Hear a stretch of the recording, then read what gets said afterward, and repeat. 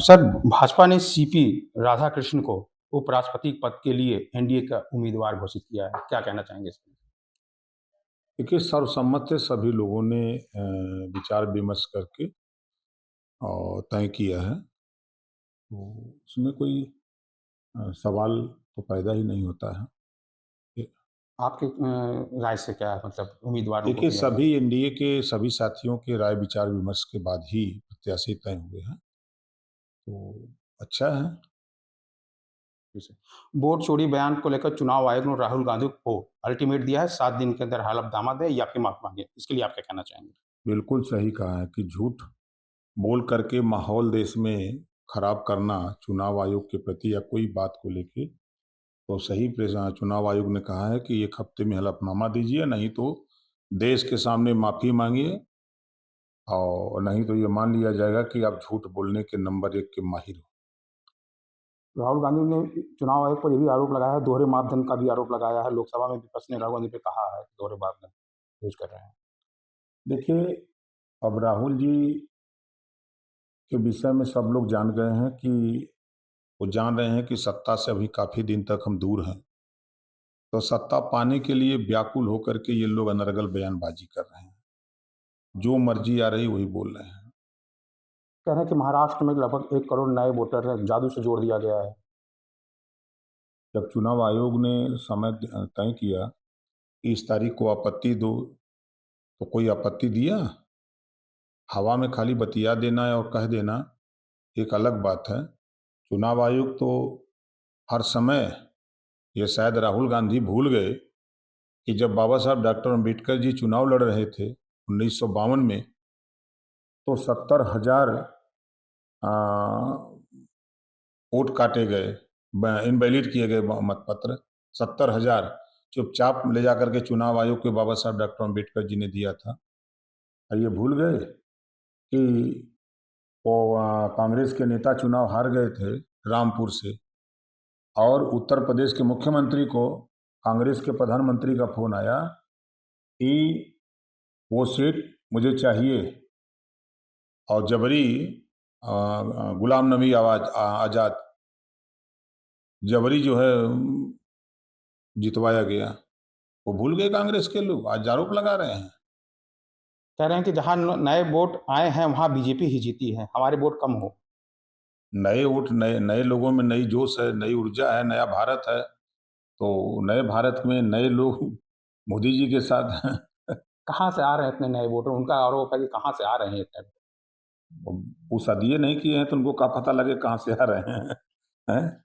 हर हर साल चुनाव आयोग जनवरी में, 1 जनवरी को ऐलान करता है कि देश में कि अपने अपने बूथ पर जाकर के जो 18 साल की उम्र पूरा कर लिए वो अपना नाम दर्ज करावें। तो ये वही आ रहे हैं। वो लोग वो बार-बार ये भी आरोप लगा रहे हैं, ना सीसीटीवी फुटेज दिया गया है, ना इलेक्ट्रॉनिक वोटर लिस्ट दिया गया है। देखिए, अब कांग्रेस के राहुल जी को चुनाव आयोग के कोई अधिकारी तो है नहीं, उससे बड़े अधिकारी तो है नहीं। चुनाव आयोग मांग रहा है सबूत, तो ये भाग क्यों रहे हैं? इनको सबूत देना चाहिए ना। तो चुनाव आयोग मांग रहा है कि आप दो, हम उसको चेक करा लें, तो ये फिर अब दूसरी दिशा की तरफ भाग रहे हैं। तेजस्वी यादव ने भी हमला बोला है कि बिहार का वोट कोई नहीं काट सकता है। क्या दिक्कत का है? चिल्ला काहे कर रहे हैं? जनता खुद काट दी है उनको वोट। वोटर अधिकार यात्रा निकाल रहे हैं, भरोसा दिलाने के लिए। ये जनता को गुमराह करने के लिए और जनता के हक को लूटने के लिए, जो वंचित शोषित पीड़ित हैं उनको गुमराह करने के लिए, उनके हक को लूटने के लिए ये यात्रा है। कह रहे हैं किसी भी माई के लाल में दम नहीं है कि बिहारी का वोट काट सके। पर रो काहे रहे हैं? चुनाव आयोग कहें गिड़गिड़ा काहे रहे हैं? लोग जाकर के जो है सड़क पर प्रदर्शन क्यों कर रहे हैं? यही लोग ना हैं जो दिल्ली में प्रदर्शन कर रहे हैं, बिहार में प्रदर्शन कर रहे हैं। जब वोट नहीं कर रहे हैं, काट रहे हैं, तो फिर यात्रा क्यों निकाल रहे हो? कह रहे हैं मोदी जी ने सबको बेवकूफ़ बनाया है। बन क्यों रहे हो? ये तेजस्वी बन क्यों रहे हैं? जब मोदी जी के सामने जाएंगे तो हाथ जोड़ के खड़ा हो जाएंगे। कह रहे हैं अब की बार एक बिहारी 100 पे भारी होगा।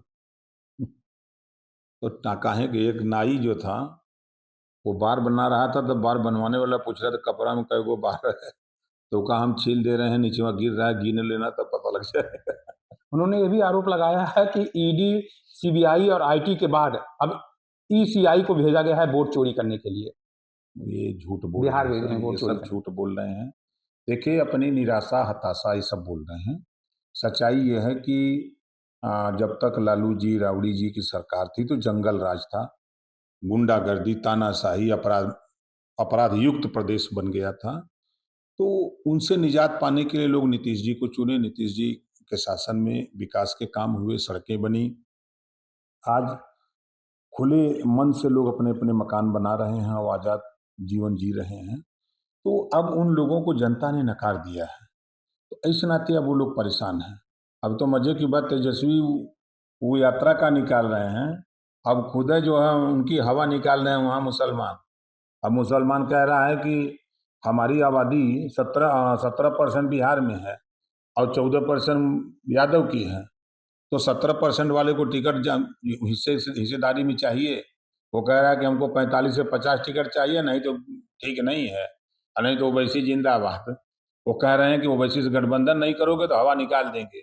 अब हम लोग गुलाम नहीं, खाली यादव मुख्यमंत्री बनेगा, अब मुख्यमंत्री मुसलमान बनेगा, अब वो ललकार रहा है वहाँ। अभी तो बिहार ललकार, अभी आएगा यूपी, तो यूपीओ चापेंगे सब मुसलमान कि नहीं, खाली यादव जी मुख्यमंत्री नहीं।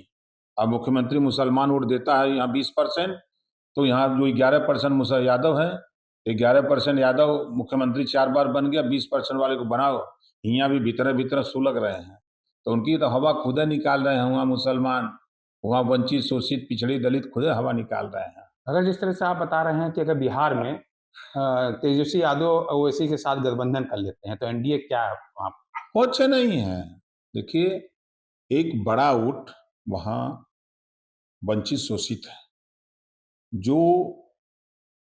लालू जी के कारनामे से दुखी, कांग्रेस के कारनामे से दुखी, वो रास्ते पर, चौराहे पर भटक रहा था। हम लोग पहुंचे, उनको बताए, और आज वो विश्वास करके नीतीश जी के साथ था। तो नीतीश जी से भी बड़ी उम्मीद थी, कुछ उम्मीद उनकी पूरी हुई, सबकी नहीं पूरी हुई। तब तक हम लोग पहुंचे, जब उनको भरोसा दिलाए तो वो हम लोगों के साथ खड़े हो गए। लालू यादव भी आह्वान कर रहे हैं कि चोरों को हटाओ, हमें जिताओ। तो चोरों के सरदार तो खुद बन के रहे हैं। आपने देखा कि जेल तक गए और स्कूटर पर जो है भैंस लाद के पहुंचा दिए। जो सीबीआई जांच में आया कि स्कूटर का नंबर है और उस पे भैंस जा रही है, स्कूटर का नंबर है, उस पे चारा लद के जा रहा है।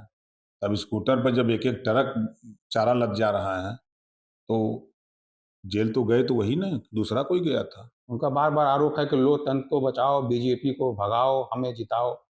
देखिए, प्रदेश और देश में बहुत सी पार्टियां ऐसी हैं कि सिर्फ बीजेपी का नाम लेके जिंदा है। बीजेपी का नाम लेकर के 20% मुसलमानों को गुमराह करते हैं, बीजेपी का नाम लेकर के पिछड़ों को गुमराह करते हैं, और सत्ता पाने के बाद अपनी जाति का काम करते हैं।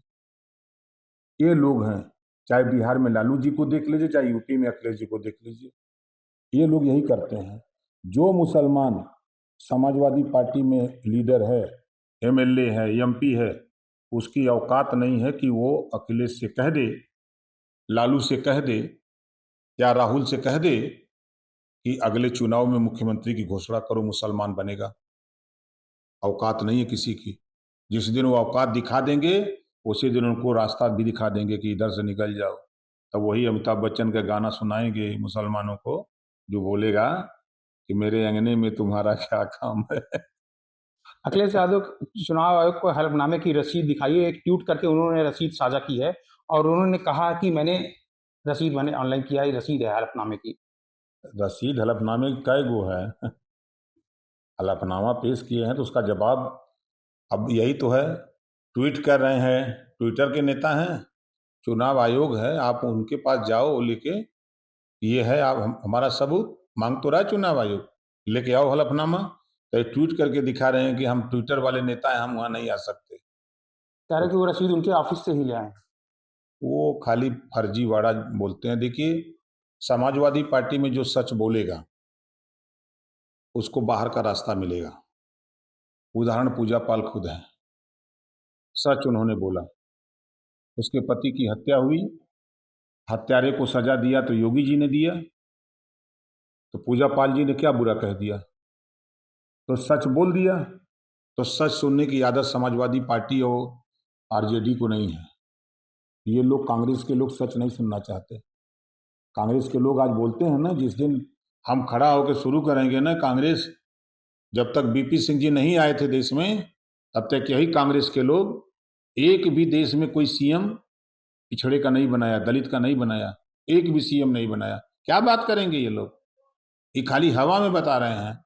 हम क्या अखिलेश ट्वीट कर रहे हैं, 4 बार इनकी सरकार बनी, छोड़ दीजिए दुनिया को।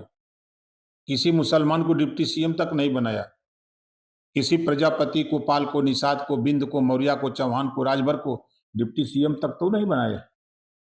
आज तो उनके सामने 2-2 डिप्टी सीएम बना के देखा, कहीं 4 को, कहीं 5 को, कहीं 3 को डिप्टी सीएम बना करके घुमा रहे हैं। और आप लोग क्या कर रहे हैं? ओल मलाई हम ही की चाहिए, तो मलाई खाओ। अब जनता भी जान गई है, अब हम लोग भी ठीक सही कर दिए हैं ना। जनता अब समझ गई है कि तुम दूध गरमाओगे, दही जमाओगे और हमको नहीं देखोगे, जब साड़ी की तरह ढक देते हो, तो नीचवा से हम लोग सरपत जो अंतर पतलू लगा के गरमा देंगे दूध, और वो खौलने लगेगा, फाट जाएगा सड़िए पूरा।